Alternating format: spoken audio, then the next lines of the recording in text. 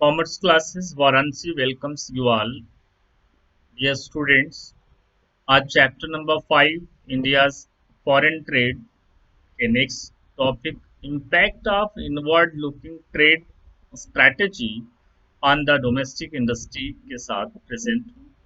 आज हम लोग क्या स्टडी करेंगे कि हमारी प्रोटेक्टिव पॉलिसीज का हमारे इंडस्ट्रीज पे डोमेस्टिक इंडस्ट्रीज पे क्या इम्पैक्ट पड़ा।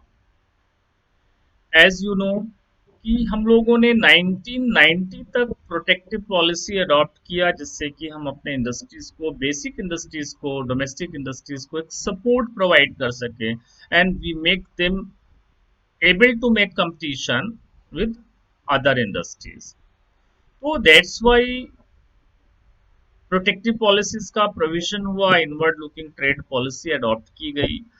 इनवर्ड लुकिंग ट्रेड पॉलिसीज के बहुत सारे पॉजिटिव इम्पैक्ट हैं एज वेल एज कुछ बैड इफेक्ट्स भी हैं, वो आज हम लोग डिस्कस करेंगे।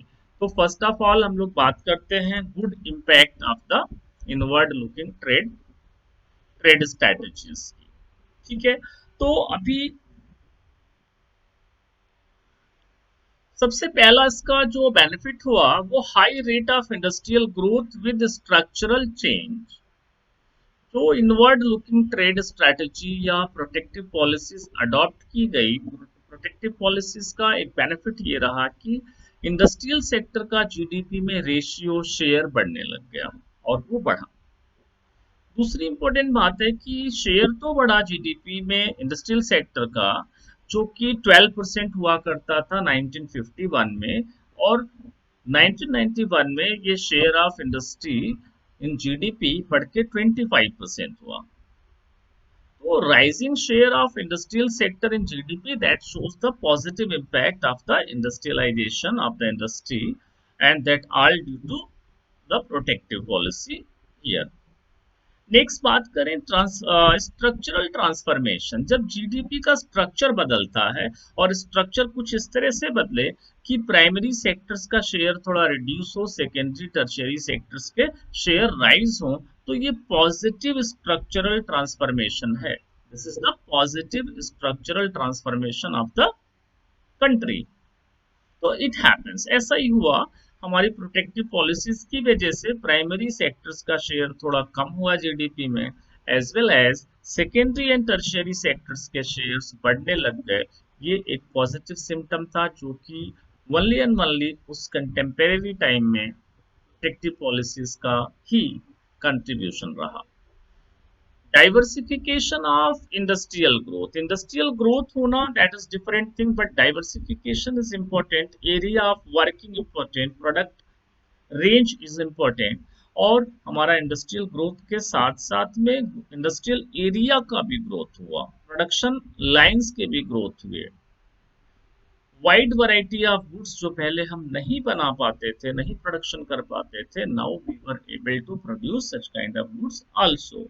मॉडर्न इंडस्ट्री जो टेक्सटाइल और जूट तक कन्फाइंड थी, अब वो इंजीनियरिंग गुड्स का प्रोडक्शन करने लग गई, नए कंज्यूमर गुड्स का प्रोडक्शन करने लगी, ये बेनिफिट्स मिला। इनवर्ड लुकिंग ट्रेड पॉलिसी ने एक नोटिसेबल ग्रोथ किया सनराइज इंडस्ट्री का। सनराइज इंडस्ट्री इलेक्ट्रॉनिक इंडस्ट्रीज को बोलते हैं, और 1990 तक इंडिया का सनराइज इंडस्ट्री इलेक्ट्रॉनिक इंडस्ट्री अपने पीक पे था। इसने डीप रूट कर लिया पूरे domestic as well as foreign market में भी। ऑटोमोबाइल इंडस्ट्रीज का ग्रोथ हुआ due to protective policies. Automobiles जो पहले हम बहुत सारी चीजें नहीं बना पाते थे, बहुत सारे ऑटोमोबाइल कार मैन्युफैक्चरिंग नहीं होती थी, now started in our country. Sunrise industries का ग्रोथ 1950 से 1990 तक हुआ। ये era of the electronic era था, इलेक्ट्रॉनिक गुड्स इंडस्ट्री का एरा था, और हमने ग्लोबल मार्केट को कैप्चर किया इलेक्ट्रॉनिक गुड्स इंडस्ट्रीज के फील्ड में। और हमारा इलेक्ट्रॉनिक इंडस्ट्री बहुत ही राइजिंग ट्रेंड से राइज हुआ, बहुत ही इंस्टेंटली राइज हुआ। दैट वाज द रीजन कि हमने उसको प्रोटेक्शन किया, हमारी गवर्नमेंट ने सनराइज इंडस्ट्री को प्रोटेक्टिव जोन के अंदर में रखा। नेक्स्ट बात करते हैं अपॉर्चुनिटीज ऑफ इन्वेस्टमेंट। इस प्रोटेक्शन पॉलिसी ने इन्वेस्टमेंट अपॉर्चुनिटीज बढ़ा दी इंडिया में। एसएसआईज का प्रमोशन हुआ। एसएसआई स्मॉल स्केल इंडस्ट्री है जिनमें कम कैपिटल लगती है, लोकेशनल फ्लेक्सिबिलिटी होती है, ज्यादा ट्रेंड लोग नहीं चाहिए, किसी भी एरिया में खोल सकते हो, थोड़े बहुत ट्रेंड लोग काम कर सकते हैं, लोकल रॉ मटेरियल चाहिए होगा यहाँ पे। तो इस तरह की जब अपॉर्चुनिटी मिलेगी, and government was supporting such kind of industry also, they were the more job oriented, job generating industries. तो अगर से गवर्नमेंट इनको सपोर्ट कर रही है, इस तरह की अपॉर्चुनिटीज मिल रही है इनको, इस तरह के फीचर्स इनके अंदर हैं, तो ये हर जगह पूरे इंडिया में सेटअप होने लग गए। मीन्स कि जो लोगों के पास जो भी पैसे थे, लोग यहाँ पे इन्वेस्ट करके छोटी इंडस्ट्री खोलने लग गए। मीन्स की अपॉर्चुनिटी ऑफ इन्वेस्टमेंट बहुत ही इंक्रीज हुआ इंडिया में, that was due to protective policy only. There are some bad impact, there are some adverse impact of the protective policy also that हम लोग हाईलाइट कर रहे हैं, देखते हैं। नंबर एक है growth of inefficient public monopolies.